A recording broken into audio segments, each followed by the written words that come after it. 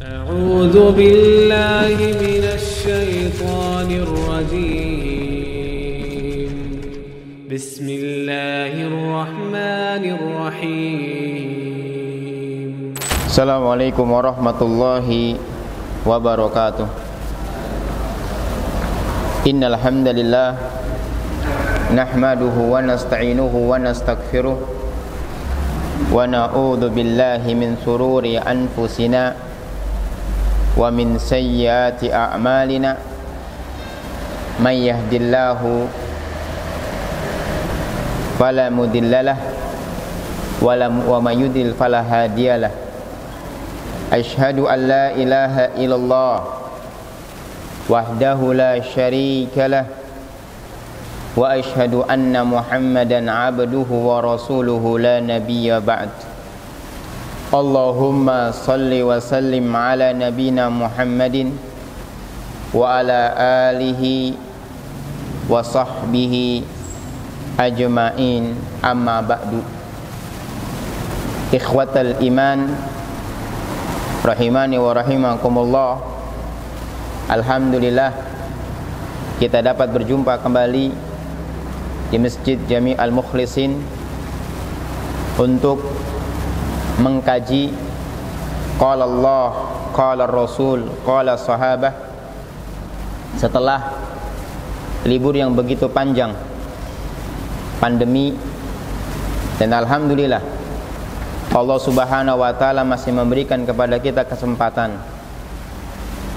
Adapun di kesempatan ini yang akan kami menjadi pembahasan adalah kitab Hadhihi nasihati ya talibal ilmi in aradtan najah.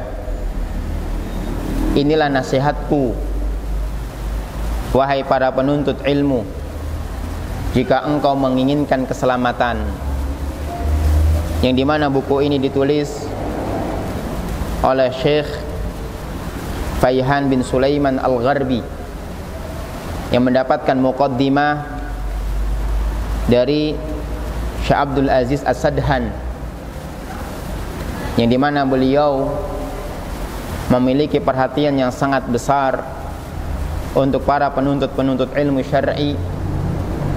Tidak lain disebabkan apa yang mereka cari, yaitu mempelajari dinul Islam, mempelajari agama Allah, tafaqquh fid din, memahami agama ini dengan baik. Ikhwatal iman rahimani wa rahimakumullah, berbicara tentang ilmu syar'i adalah keutamaan yang begitu besar. Banyak sekali dalil-dalil Al-Quran, hadis Nabi sallallahu alaihi wasallam, dan perbuatan para sahabat-sahabat Nabi sallallahu alaihi wasallam yang menunjukkan keutamaan ilmu syar'i. Yang dengan sebab inilah para ulama-ulama salaf mereka mencurahkan seluruh tenaga dan upaya materi yang mereka miliki, tidak lain adalah untuk tafaqquh fid din.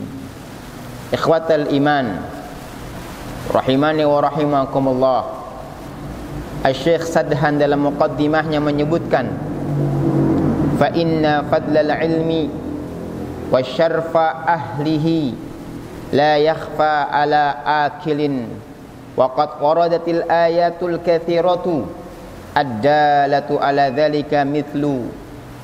Sesungguhnya keutamaan ilmu, kemuliaan ilmu tidaklah asing bagi orang-orang yang berakal. Beberapa ayat yang sangat banyak menyebutkan akan demikian tersebut. Di antaranya adalah firman Allah Subhanahu wa taala yang dimana Allah mengatakan yarfa'illahu alladhina amanu minkum walladhina utul ilma darajat. Allah akan mengangkat derajatnya orang-orang yang beriman dan orang-orang yang diberikan ilmu dengan beberapa derajat. Bagaimana janji Allah khususnya kepada orang-orang yang mereka memiliki ilmu syar'i, yang mereka mempelajari din, mereka mempelajari qala Allah, qala Rasul.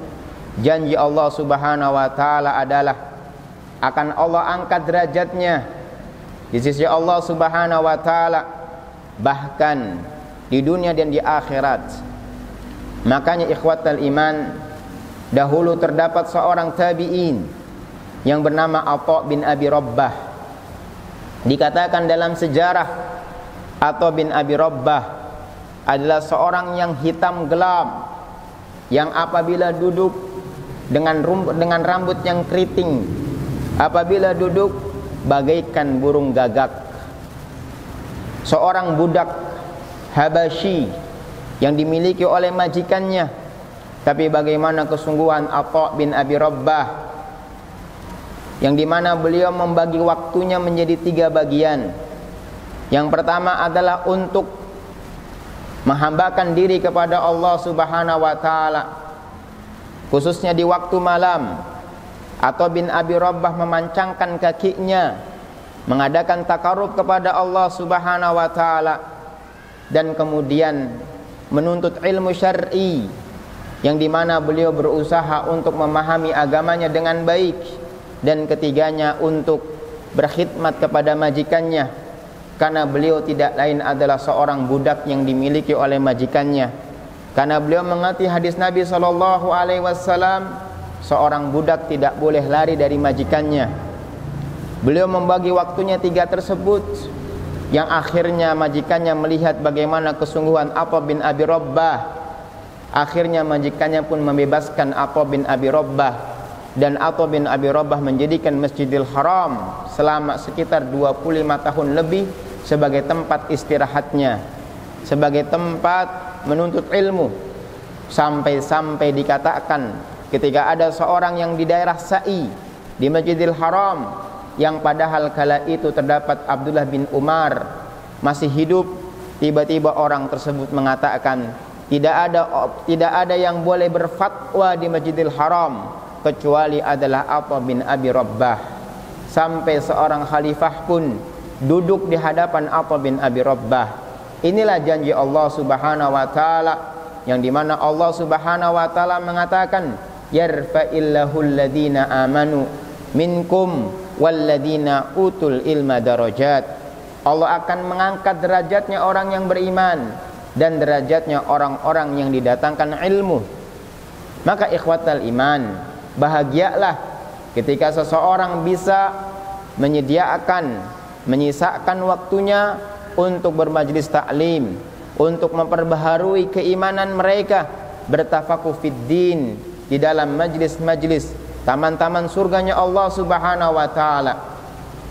Di dalam ayat yang lainnya dikatakan oleh Allah Subhanahu wa taala dalam surat Al-Fatir ayat yang 28, ketika Allah Subhanahu wa taala mengatakan innama yakhshallahu min ibadihil ulama, orang yang benar-benar takut kepada Allah Subhanahu wa taala mereka adalah ulama. Orang yang benar-benar takut kepada Allah Subhanahu wa taala mereka adalah ulama. Tidak ada sifat yang paling terbaik dimiliki oleh hamba-hamba Allah.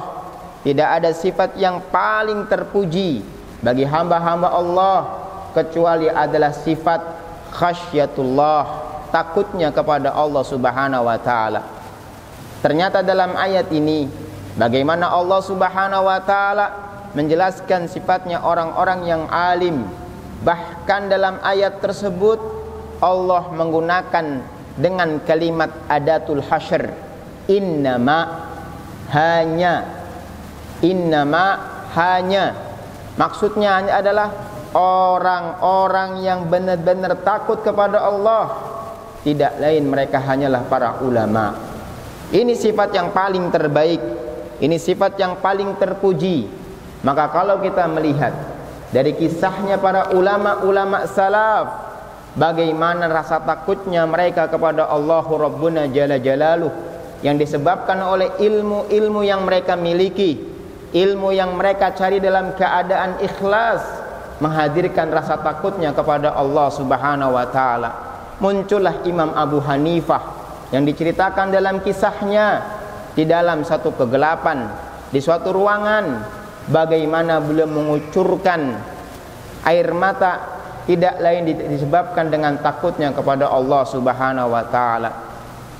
Bagaimana sahabat-sahabat yang lainnya, seperti misalkan anaknya Fudail bin Iyad.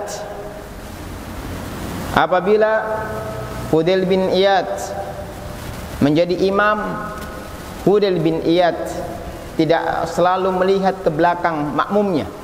Apabila ada anaknya, Fudail bin Iyad tidak akan membacakan tentang ayat-ayat yang menjelaskan akan azab akhirat.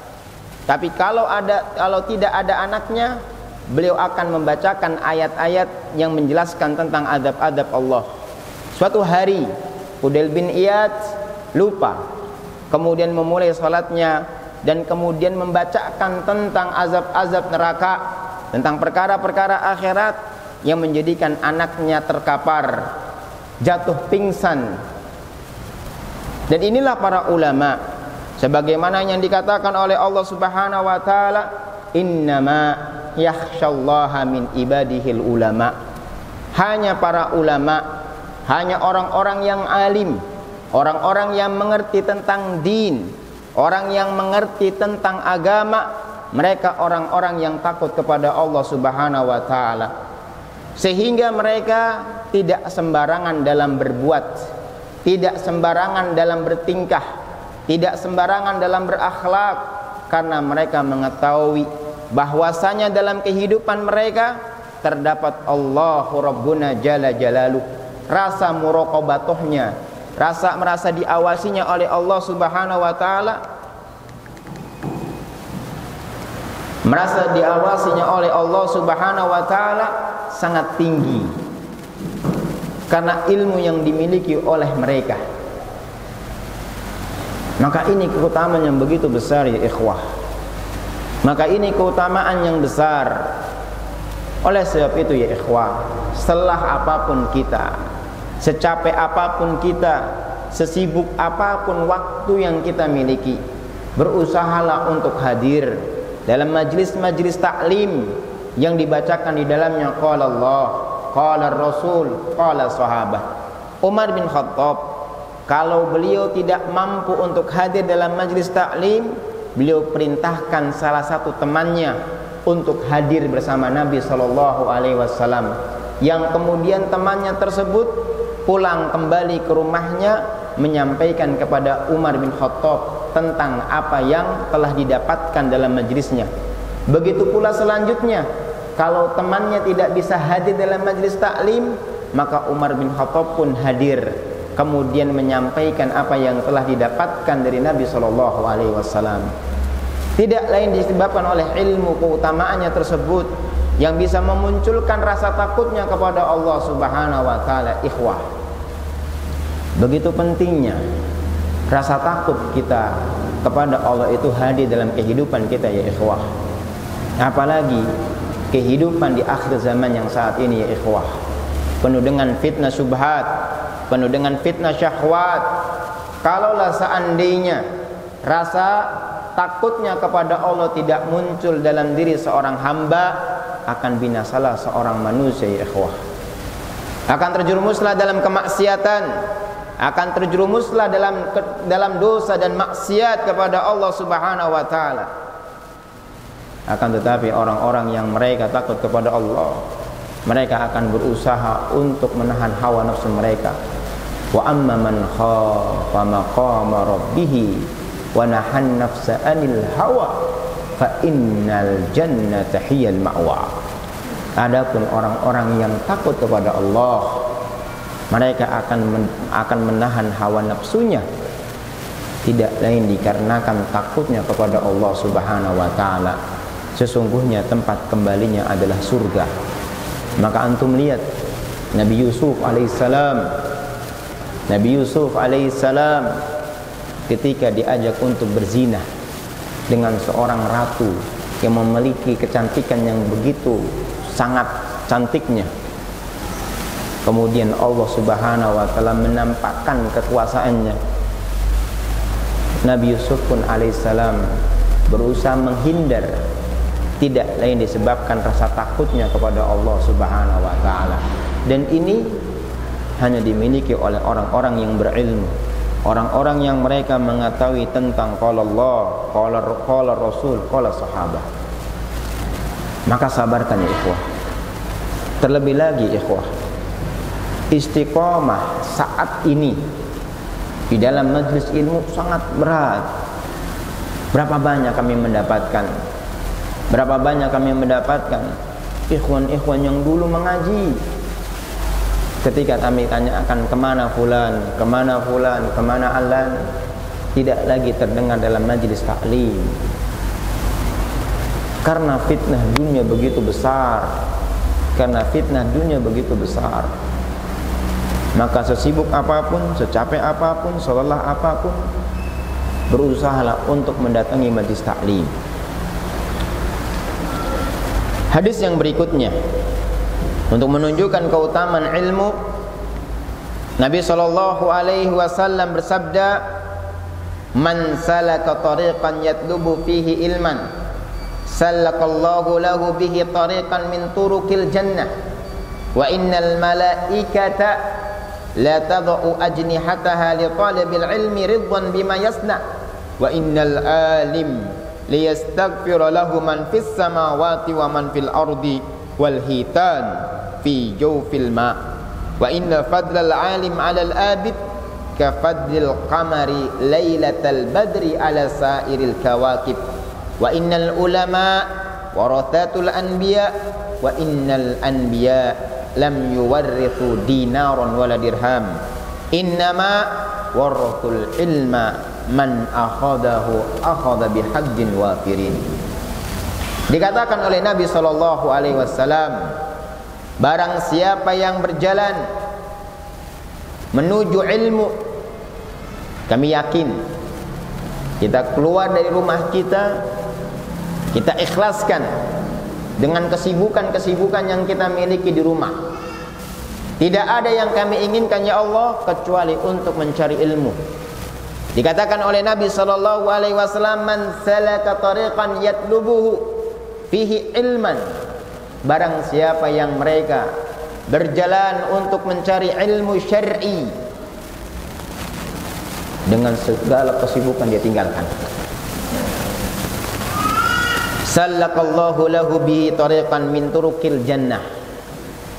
Allah berikan jalan baginya, jalan-jalan untuk menuju surga.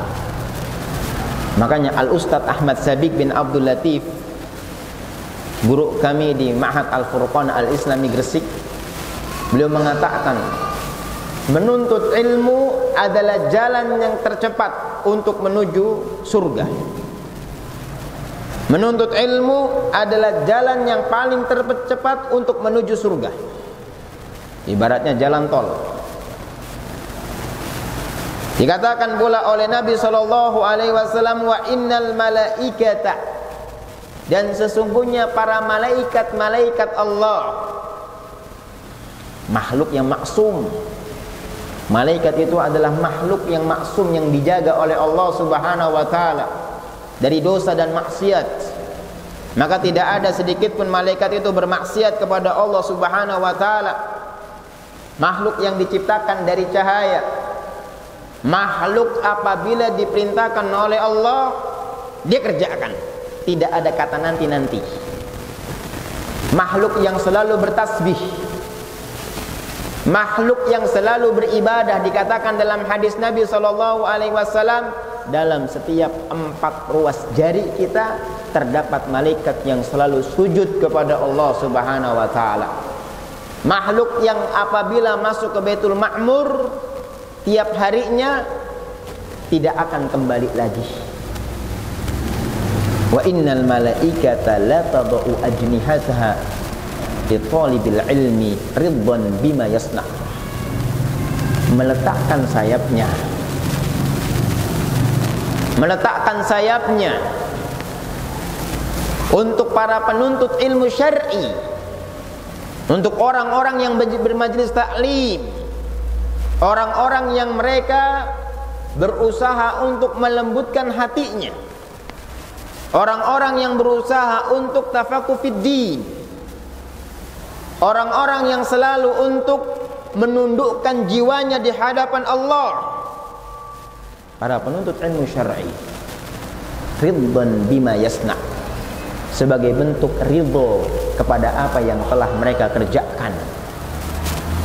Adakah ya ikhwah keridhaan yang lebih besar daripada keridhaan suatu makhluk yang dijaga oleh Allah dari dosa dan maksiat?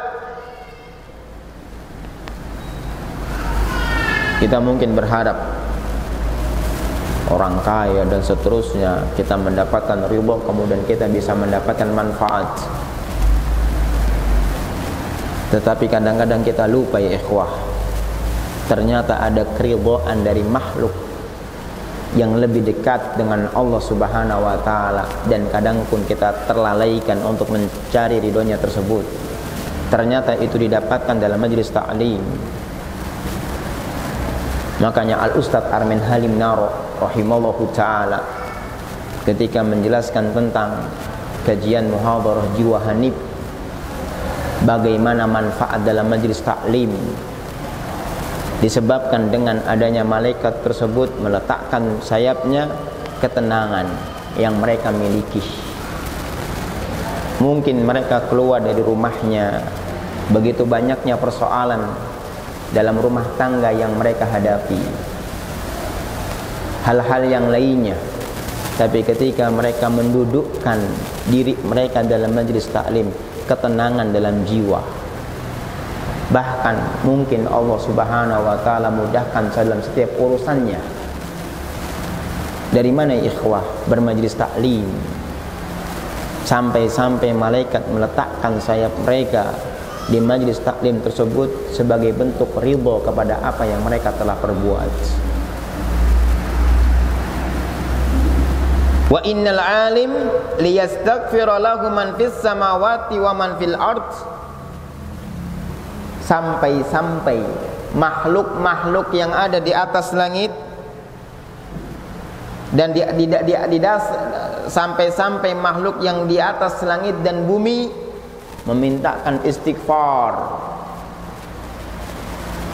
Memintakan istighfar. Ketika kita duduk dalam majlis ta'lim, makhluk yang di langit maupun di bumi memintakan istighfar, ampunan kepada Allah Rabbuna Jalla Jalaluh, sampai dikatakan oleh Nabi sallallahu alaihi wasallam, wal hitan fi jawfil ma, ikan hiu yang ada dalam dasar lautan memintakan ampun kepada orang-orang yang bermajlis taklim. Maka kebahagiaannya ikhwah, kalau seandainya kita ingin menghitung akan dosa-dosa kita kepada Allah Rabbuna Jalla Jalaluh dalam satu hari saja ya ikhwah, banyaknya dosa-dosa yang telah naik kepada Allah Subhanahu wa taala. Dosa lisan, dosa mata, dosa pendengaran, dosa hati, dosa tangan dan seterusnya. Bukankah satu kebaikan ya ikhwah? Ternyata hal itu semuanya bisa diampuni dengan permintaan dari makhluk-makhluk yang ada di atas langit maupun bumi, sampai ikan paus yang ada di dasar lautan.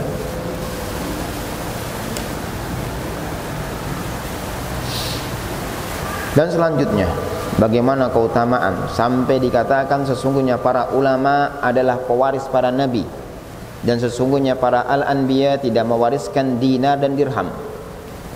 Adapun mereka mewariskan tentang ilmu, maka barang siapa yang mereka mengambil ilmu, sesungguhnya mereka telah mengambil bagian yang sangat banyak. Ya ikhwah, kalau seandainya ilmu itu tidak memiliki keutamaan yang besar, kalau seandainya ilmu itu tidak memiliki kedudukan yang besar, tidak akan mungkin Nabi Musa alaihissalam mencari ilmu terhadap Khadir. Bagaimana kisahnya? Nabi Yusuf alaihissalam, kalau dalam hal kedudukan, beliau telah memiliki jabatan yang begitu besar, seorang nabi dan rasul, kalimullah, orang yang berbicara kepada Allah Subhanahu wa taala. Suatu hari datang kepada Nabi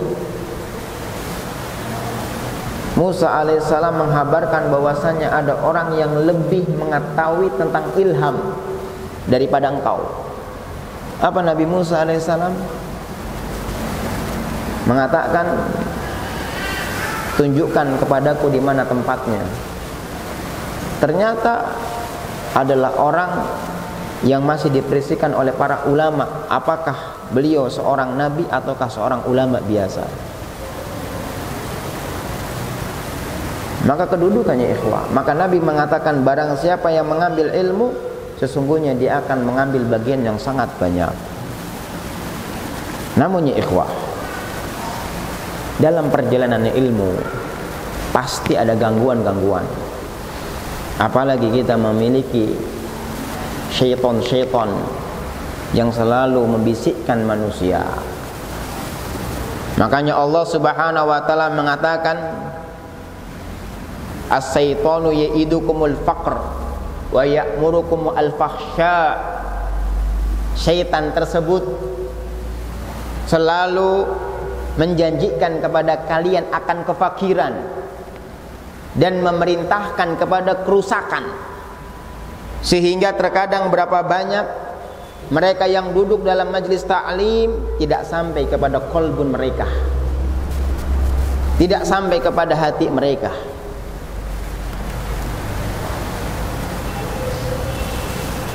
Tidak sampai kepada ilmu yang bermanfaat. Makanya tidak salah Nabi SAW selalu meminta berdoa. Di antara doa Nabi SAW adalah, Allahumma inni a'udzubika min ilmin la yanfa' wa min qalbin la yakhsha wa min nafsin la tashba' wa min syahwatin wa min da'watin la yustajabulah. Aku berlindung kepadamu ya Rabb dari ilmu yang tidak bermanfaat, dari hati yang tidak pernah khusyuk, dari jiwa yang tidak pernah kenyang, hawa nafsu yang tidak pernah kenyang, dan dari doa yang tidak dimustajabkan oleh Allah.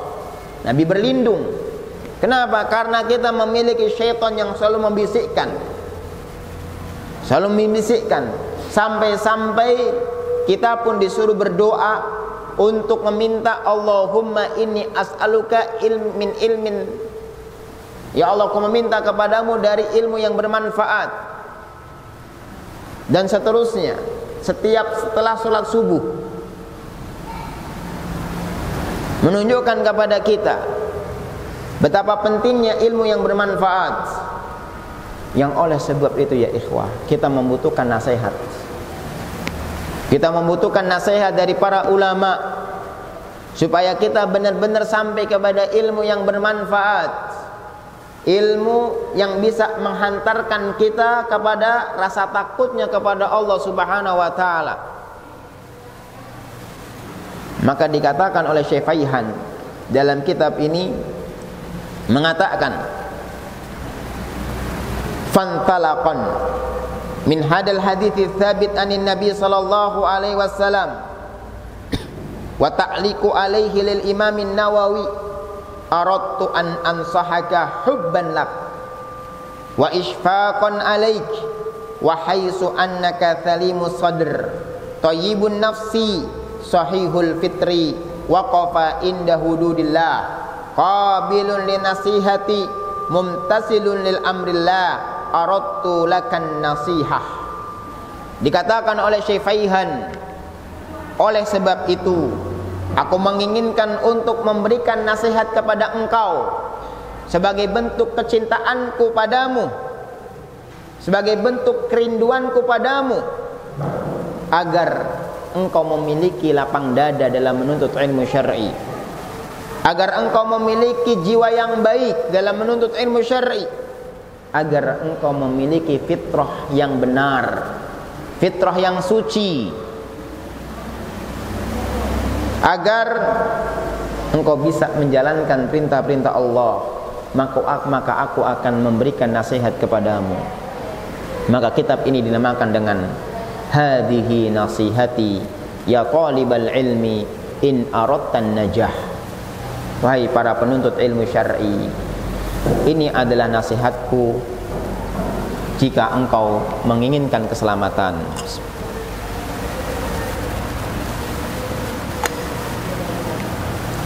Maka kita masuk nasihat yang pertama. Azan jam berapa azan? Jam berapa azan? 5. Yang pertama adalah ihdar min tasaddur qabla an ta'ahul. Hati-hati dari tampil sebelum engkau menjadi ahli. Hati-hati dengan tampil dari sebelum engkau menjadi ahli. Apa maksudnya kalimat ini? Ikhwatal iman, terkadang kita itu memposisikan diri kita sebagai orang alim yang kemudian naudzubillah min zalik, apalagi zaman sekarang penuh fitnah YouTube, fitnah medsos. Kemudian kita belum apa-apa memposisikan kita dengan seorang ustadz, memberikan taklim, memberikan majelis taklim dan seterusnya, yang akhirnya kita pun mendapatkan terkenal, padahal kita belum menjadi ahli. Maka yang paling pertama adalah dinasihatkan oleh Syekh Faihan adalah hati-hatilah sebelum engkau menjadi ahli, kemudian kalian itu tampil, karena yang akan ada merusak. Syekh Muhammad bin Shalih Al-Utsaimin menyebutkan bahayanya tampil menjadi seorang ustadz atau seorang ulama dan seterusnya sebelum dia menjadi orang yang ahli, akan menyebabkan kerusakan. Yang pertama adalah ijabun nafsi, takjub kepada diri padahal dia belum ahlinya.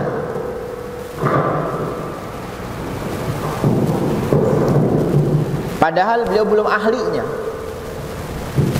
Bahkan dalam medan mencari ilmu pun masih dalam tahapan sighar. Masih tahapan sighar. Dia belum menjadi ahli. Dia belum menjadi benar-benar dalam ilmu, sesuatu ilmu dimumpuni. Dalam bahasa Arabnya, dalam kaidah nahwunya, dalam kaidah sorobnya dan seterusnya. Tapi kemudian dia tampil. Dan ini penyakit ya ikhwah. Apa yang akan muncul? Takjubnya terhadap diri. Seakan-akan dirinya tersebut sudah memiliki suatu kebaikan yang sangat banyak. Orang kalau sudah takjub terhadap dirinya, bahaya ya ikhwah. Yang akan menjadikan pahala suatu ibadah itu sirna bagaikan debu yang berterbangan adalah takjub terhadap dirinya.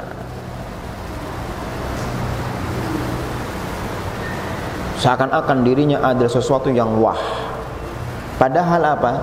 Dia masih selamanya itu sighar, kecil. Antum lihat para asatidzah. Kemarin anda ngeliat postingannya Ustadz Badrus Salam. Beliau paparkan semua gurunya, Ustadz Yazid, Ustadz Ja'far Umar Talib rahimahullah ta'ala, kemudian Ustadz Yusuf Baisa dan beberapa ustadz-ustadz yang lainnya ketika beliau belajar di mana Al-Irsyad. Dengan waktu yang begitu lama dari Al-Irsyad kemudian belajar ke Madinah. Namun ketika saat ini ya ikhwah, apalagi dengan fitnah YouTube dan fitnah medsos, banyaknya orang-orang yang ingin tampil dalam ilmu, padahal beliau belum mumpuni sekali dalam ilmu tersebut. Apa kata Syekh Shalih Al-Utsaimin? Hal ini akan memunculkan takjub terhadap jiwanya. Yang kedua, adamul fiqhi anil umur. Tidak akan mendapatkan pemahaman dalam suatu perkara, tidak akan memiliki pemahaman yang baik dalam satu perkara. Kenapa? Karena ketika dia tampil sebelum ahli, dia akan disibukkan dengan waktu-waktu yang begitu padat. Padahal dia belum ada satupun ilmu yang dimumpuninya. Sehingga ketika dia sudah tampil kemudian terkenal, sedangkan belum ada perkara-perkara ilmu yang dia benar-benar mumpuni, akhirnya salah dalam memberikan hukuman dalam perkara-perkara din. Dan ini bahaya. Seperti di zaman Nabi SAW pernah ada seorang sahabat yang memiliki luka di bagian kepala atau badan. Terdapat dalam kitab khusus Manhaj Salafis Salih. Nanya kepada seorang sahabat, bagaimana dengan saya dalam keadaan junub? Apakah wajib untuk mandi dengan air ataukah cukup dengan tayammum? Apa kata sahabat tersebut? Engkau tetap wajib untuk mandi dengan air. Akhirnya mandi. Kemudian dia meninggal. Ketahuan Nabi SAW, engkau telah membunuhnya karena engkau telah berfatwa dengan tanpa ilmu.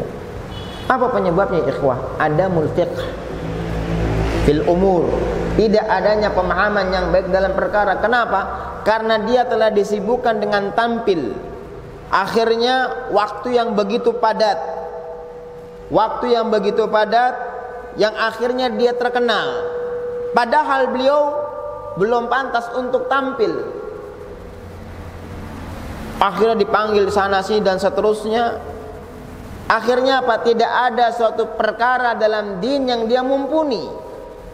Makanya Abdullah bin Umar dalam riwayat Al-Bukhari mengatakan, tafaqqahu qabla an tusawwadu. Belajar dulu kalian, pahamkan dahulu tentang din sebelum kalian itu menjadi seorang pemimpin. Sebelum kalian itu menjadi seorang pemimpin. Makanya lihat para sahabat Nabi SAW, ya ikhwah, mereka belajar 10 ayat bersama Nabi SAW, memahami 10 ayat, berusaha untuk diamalkan.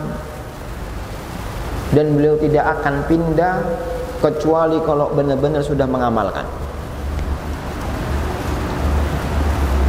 Dan kemudian para ulama-ulama yang lainnya, bagaimana mereka berusaha untuk tafakuh fiddin dahulu, belajar dulu. Bahkan Al-Ustadz Abu Ubaidah hafidhahullahu ta'ala, guru kami, ketika kajian di kelas, beliau pernah menceritakan tentang kisahnya muridnya Imam Abu Hanifah dengan Imam Ahmad bin Hanbal yang ketika itu berada dalam penjara. Apa kata Imam Ahmad? Padahal ketika itu ingin dihukum gara-gara fitnah Al-Quran adalah makhluk. Imam Ahmad tetap kekeh mengatakan Al-Quran itu kalamullah. Di penjara, apa kata Imam Ahmad mengatakan kepada muridnya Imam Abu Hanifah? Sampaikan kepadaku hadis mengusap sepatu.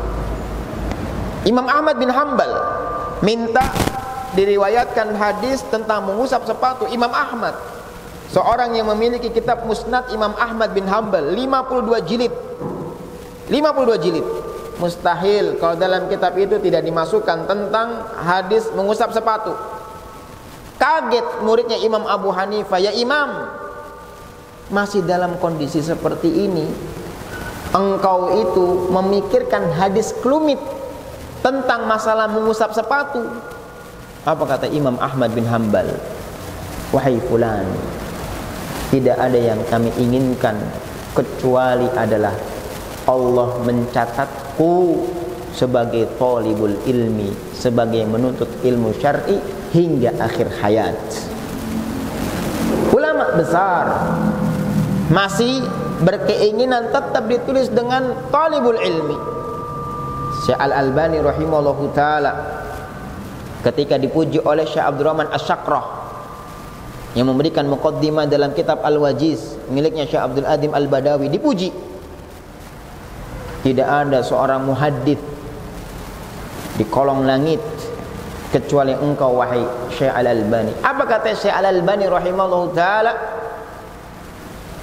Saya bukanlah seorang muhaddits, tapi saya hanyalah sekedar talibul ilmi. Para ulama, mereka tidak memposisikan sebagai tasaddur, padahal mereka adalah masdar.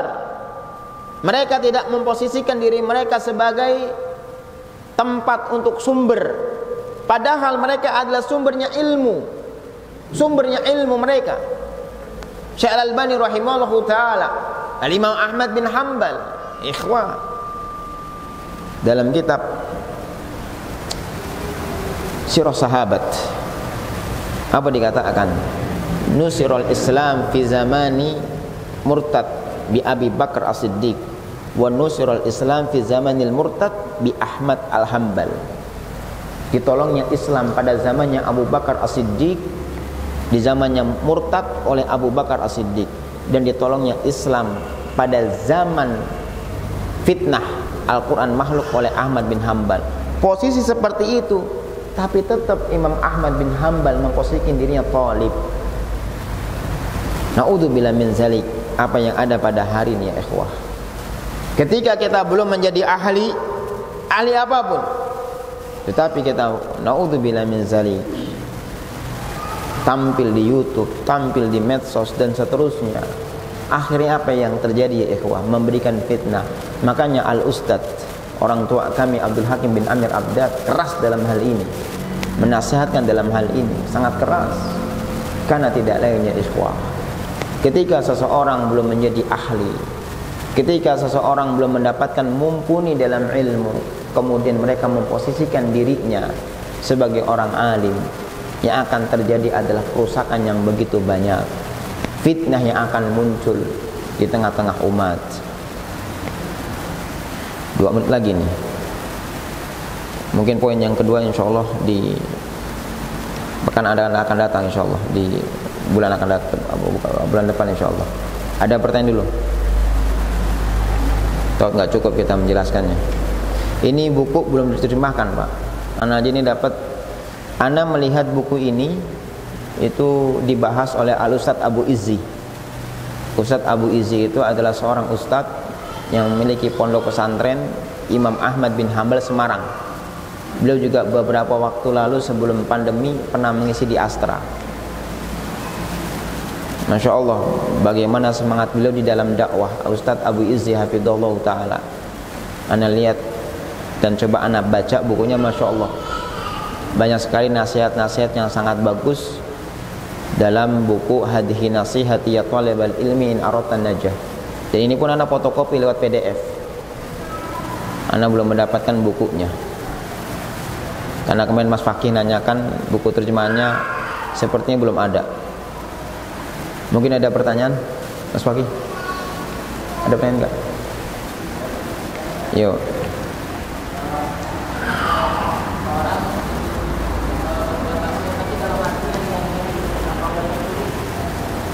Gimana?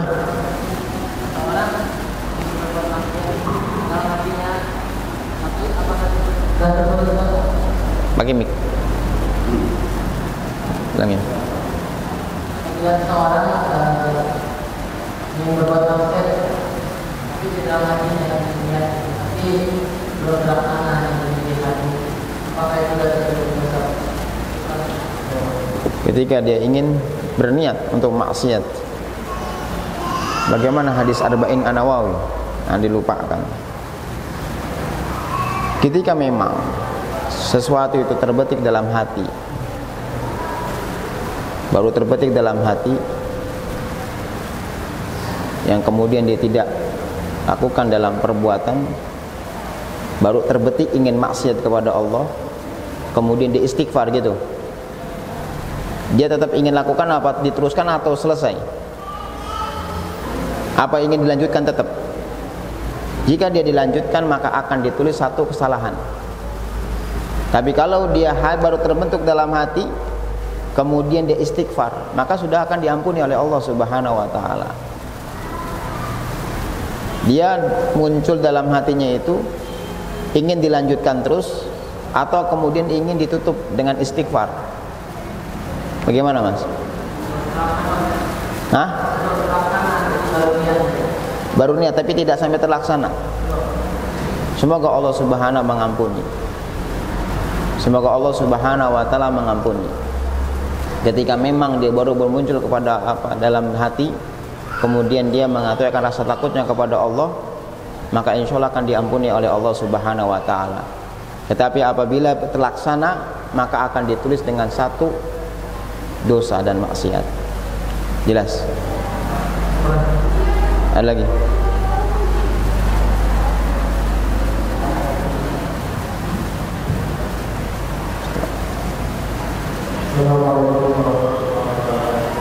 Waalaikumsalam warahmatullahi wabarakatuh.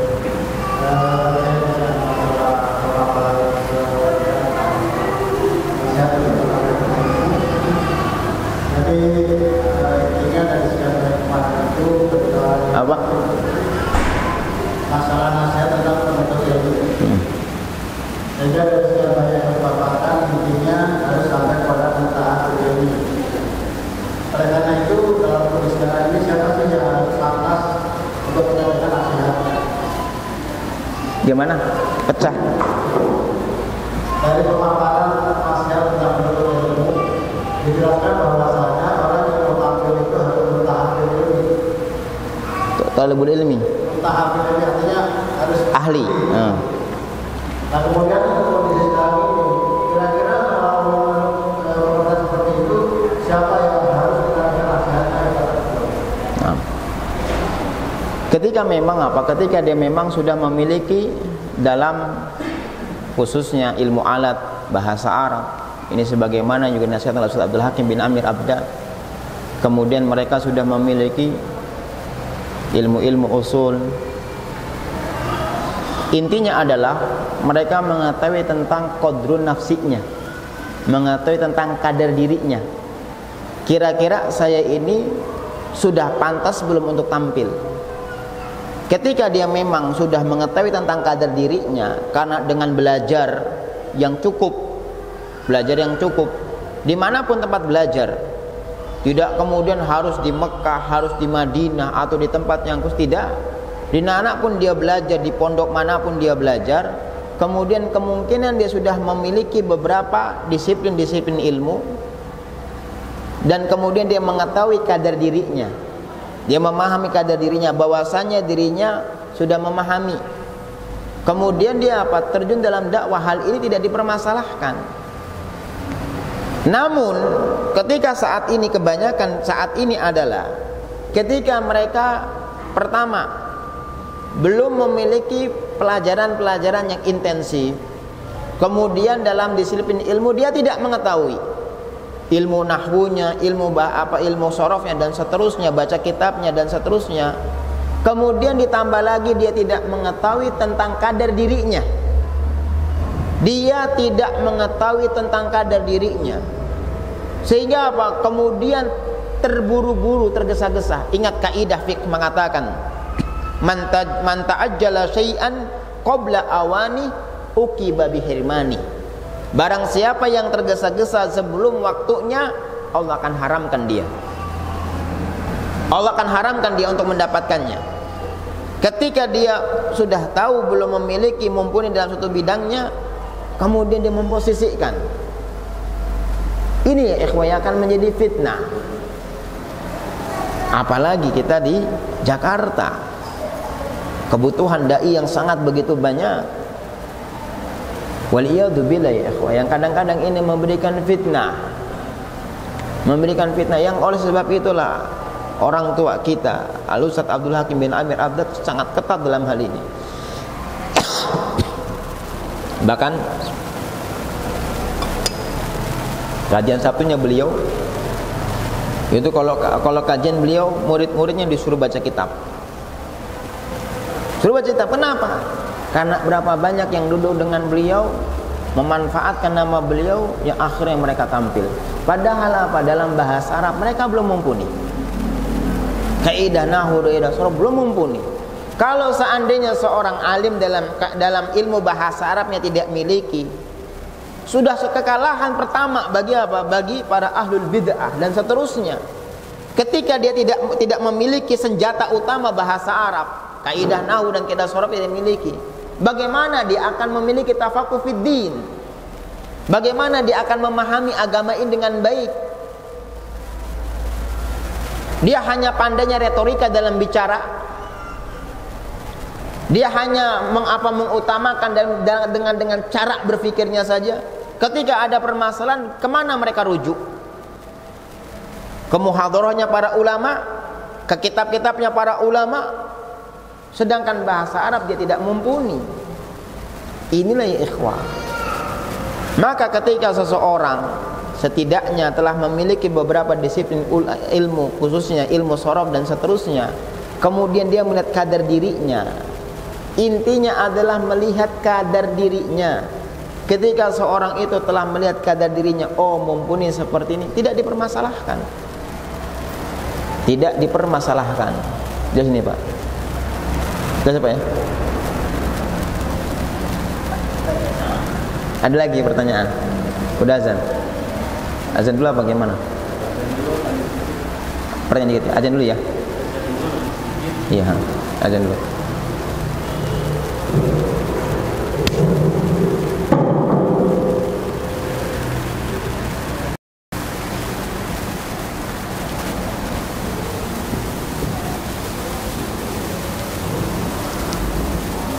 Ada apa lagi Pak?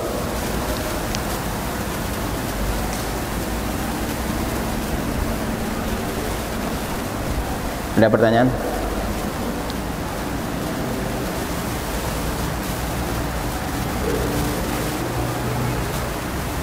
Intinya ya ikhwah, ketika kita memposisikan diri sebelum kita memang benar-benar menjadi ahli dalam bidangnya, maka disarankan untuk menuntut ilmu sebanyak-banyaknya.